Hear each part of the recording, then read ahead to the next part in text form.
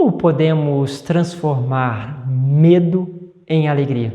Vamos falar um pouquinho sobre isso na palavra de hoje.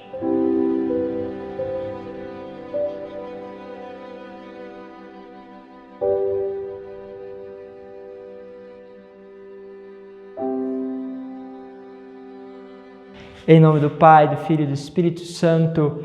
Amém.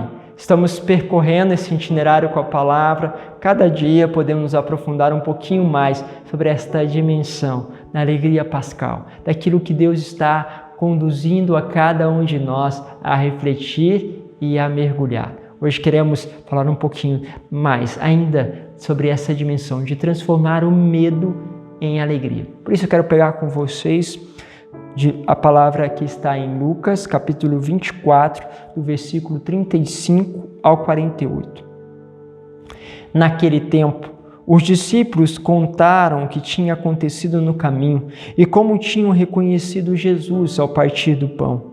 Ainda estavam falando quando o próprio Jesus apareceu no meio deles e lhes disse: "A paz esteja convosco." E eles ficaram assustados e cheios de medo, pensando que estavam vendo um fantasma. Mas Jesus disse: "Por que estáis preocupados e por que tendes dúvida no vosso coração? Vede minhas mãos e meus pés, sou eu mesmo, tocai em mim e vede. Um fantasma não tem carne nem osso, como estáis vendo que eu tenho." E dizendo isso, Jesus mostrou-lhes as mãos e os pés, mas eles ainda não podiam acreditar, porque estavam muito alegres e surpresos. Então Jesus lhes disse: "Tendes aqui alguma coisa para comer?" E deram-lhe um pedaço de peixe assado. Ele o tomou e comeu diante deles. E depois disse-lhes: "São estas coisas que vos falei quando ainda estava convosco. Era preciso que se cumprisse tudo o que estava escrito sobre mim na lei de Moisés, nos profetas e nos salmos." Então Jesus abriu a inteligência dos discípulos para entenderem as Escrituras e lhes disse: "Assim está escrito: o Cristo sofrerá e ressuscitará dos mortos ao terceiro dia, e no seu nome serão anunciados a conversão e o perdão dos pecados a todas as nações, começando por Jerusalém.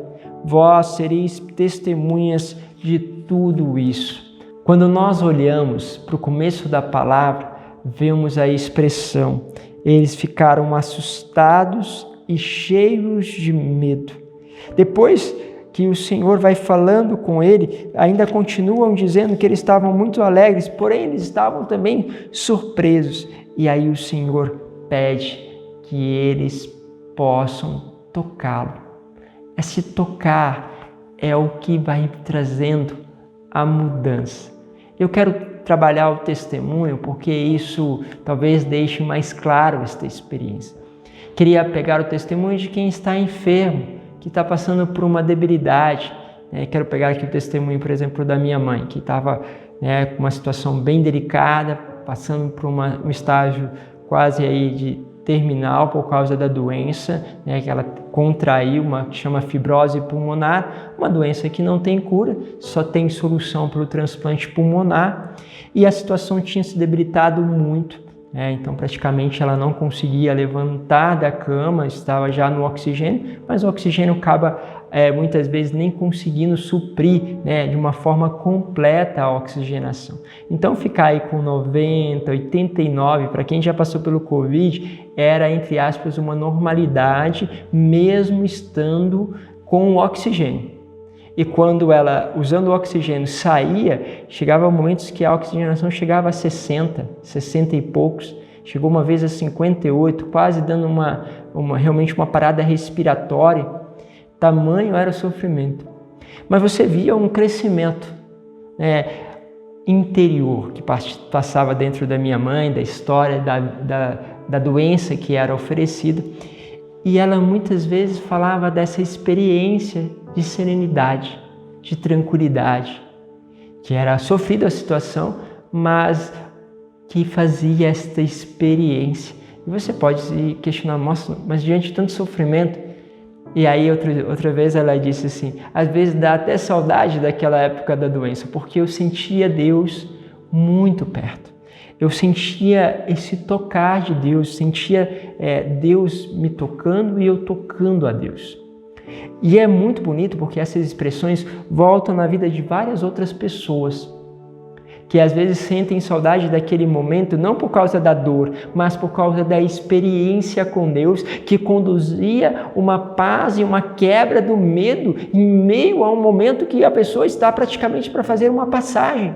Então Deus começa a quebrar o medo.